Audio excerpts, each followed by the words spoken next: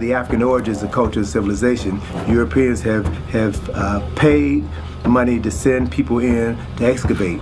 And the more they dig, the more black they find the people, the culture, and the civilization. When they went to Mesopotamia to try to find a civilization that preceded Kemet, what they found was black folk.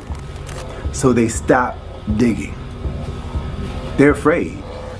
George Reisner from the Boston Museum of Fine Arts was considered to be one of the foremost authorities on civilization in Kush. And when Reisner was excavating in the Sudan in the early 20th century, he said that there's no way black people, Africans, could have developed this culture and civilization. So he was one of the first Europeans to deny the African origins of what was found in Africa. And then his colleague, James Henry Breasted, the founder of the Oriental Institute, in a book he wrote in 1912, I believe, called Ancient Times, Breasted described the people of the Nile Valley as dark-skinned people who are not unlike the Nubians that you will find in Aswan.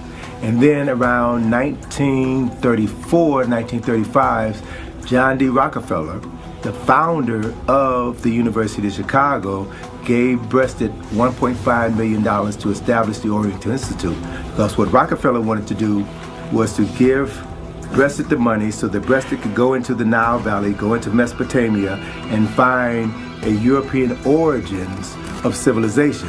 Today there stands at the University of Chicago the Oriental Institute, the first laboratory ever established for the study of the most remarkable process known to us in the universe, the rise of man from savagery to civilization.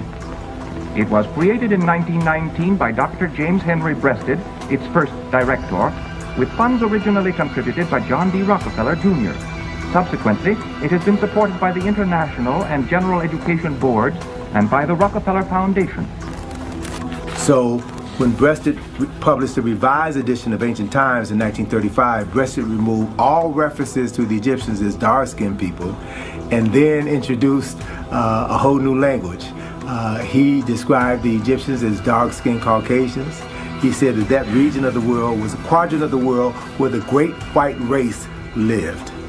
We are dysfunctional beings who don't know what it means to be human.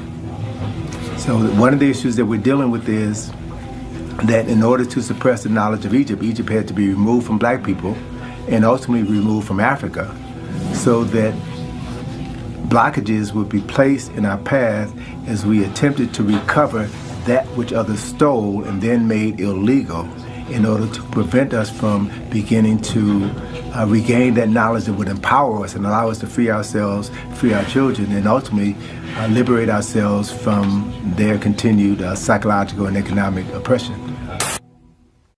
I am a black Egyptian. My father is much darker than I am. My mother is lighter than I am. When I became a U.S. resident, I was told by the Immigration Naturalization that I am white.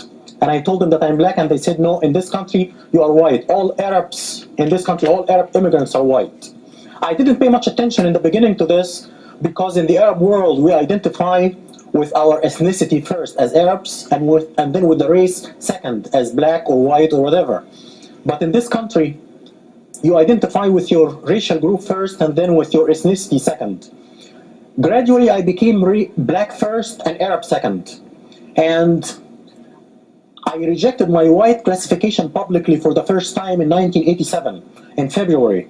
I was harassed by my employer right after that. I worked for a white school district. The superintendent is white, all the associate superintendents are white, even though that we provide services to 30% black population. But the organization is white and the approach is very white. The attitude towards me changed completely after I went out publicly and rejected my white classification. One coworker came to me and told me, a white coworker came to me and told me right after the function that he met with the superintendent, and if I don't keep my mouth shut, my educational career is over. He said, you have nothing to do with these people, you have a history and a culture. These people came from the jungle, you have nothing to do with them. These people lie and steal. When I see one of them in my neighborhood, I call the police. And I was told by the director of general education, I was told by him that I get people angry when I say that I'm black Egyptian. If I just say that I'm Egyptian, I would get along. We don't have Egyptians of European descent in Egypt. we have a population which is basically which is basically a mixture of ancient Egyptian blacks who intermarried with Arabs right after the Arab conquest. The ancient Egyptian population was brown and black before the Arab conquest. But before the Arab conquest came the Greeks. It was the ancient Egyptian population was in Egypt for thousands of years. The ancient Egyptian population was brown and black, and the Greeks came in 300 BC, and they started to intermarry with the local population, and then the Romans came and ruled from 70 BC until they were conquered by the Arabs and kicked out by the Arabs in the 7th century. And these people intermarried with the Egyptian Copts, and they made the pigmentation of the Egyptians, the Copts, much lighter because of this intermarriage with Europeans. Ancient Egypt became white only in the 19th century and in the 20th century. And the scholar who was responsible for this is Seligman, the noted anthropologist from England, Seligman. White supremacy argues that blacks are inferior than white intellectually. They are subhuman and they are incapable of building a civilization.